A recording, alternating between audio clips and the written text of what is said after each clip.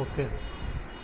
इस वीडियो में हमने भारत के संवैधानिक विकास जिसकी चर्चा पॉलिटिकल साइंस के अंतर्गत है, उसमें ब्रिटिश क्राउन के द्वारा भारत शासन अधिनियम 1858, भारत परिषद अधिनियम 1861 और भारत परिषद अधिनियम 1892 का जिक्र किया है। भारत शासन अधिनियम 1858 इस एक्ट के अंतर्गत ईस्ट इंडिया कंपनी का शासन समाप्त करके भारतीय शासन का दायित्व ब्रिटिश क्राउन को सौंप दिया गया। गवर्नर जनरल का पोस्ट डल करके भारत का वायसराय कर दिया गया।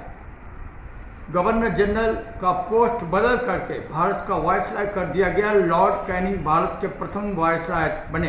कोर्ट ऑफ डायरेक्टर था बोर्ड ऑफ कंट्रोल को समाप्त करके उनके समस्त अधिकार भारत सचिव को दे दिए गए। भारतीय परिषद अधिनियम 1861 इसके द्वारा गवर्नर जनरल की विधायी शक्तियों का विकेंद्रीकरण कर दिया गया। प्रांतीय विधान परिषदों को विधि निर्माण का अधिकार प्रदान किया गया। गवर्नर जनरल को अध्यादेश जारी करने की शक्ति प्रदान की गई।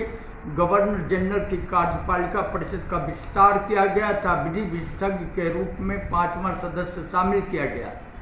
गवर्नर जनरल केंद्रीय तथा प्रांतीय विधान परिषदों द्वारा पारित किसी विधेयक पर वीटो का प्रयोग कर सकता था।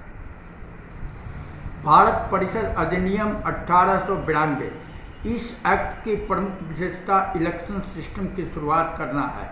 इस एक्ट द्वारा केंद्रीय तथा प्रांतीय विधान परिषदों में गैर सरकारी सदस्यों की संख्या बढ़ाई गई।